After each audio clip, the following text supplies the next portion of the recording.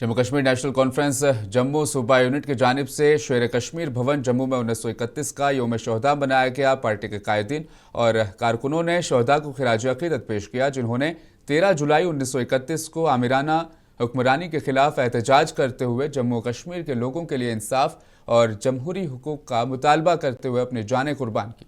नायब वज़ीर आला सुरेंद्र कुमार चौधरी ने इस दिन की तारीखी अहमियत को भी उजागर किया। इंसाफ, मसावात और अवाम को बाख्तियार बनाने के नज़रियात के लिए पार्टी के अज़्म का भी अदा किया, जिसके लिए शोहदा ने अपनी जानों का नजराना पेश किया था।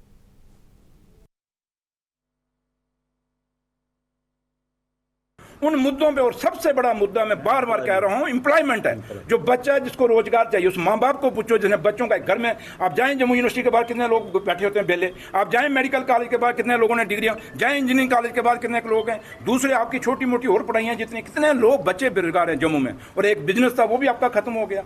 तो इसलिए मैंने आपको कहा है कि जम्मू को आज हमें एक एक बात को बतंगड़ बनाने के बजाय हमें सोचना पड़ेगा कि जम्मू की आने वाली नस्लों के लिए क्या है। मैं हमेशा ये कहता हूं और आज भी आपको कह के जाऊंगा कि इस बीजेपी के जो चंद लोग हैं, इनको जो चिट्ठी वहां दिल्ली से आती है सुबह वो पढ़ा पढ़ते हैं। ये अपनी इनकी सोच कुछ नहीं है। मैं जो कह रहा हूं, मुझे मेरे लीडर डॉक्टर फारूक अब्दुल्ला साहब ने नहीं कहा, मुझे मेरे लीडर और जम्मू कश्मीर के मुख्यमंत्री साहब ने ये नहीं कहा कि सुरेंद्र चौधरी तूने ये बोलना है।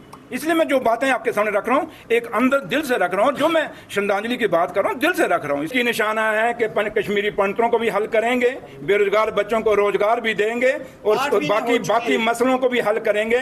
और मेरे भाई, यूटी के अंदर इतने बड़े फैसले नहीं लिए जा सकते। ये बड़े फैसले तभी लिए जाएंगे जब जम्मू कश्मीर के इंस्टीट्यूशन बचेंगे। और सबसे बड़ा इंस्टीट्यूशन है जम्मू कश्मीर का, वो है आपका असेंबली। और असेंबली तभी मजबूत होगी जब जम्मू कश्मीर को स्टेट का दर्जा मिलेगा। Thank you.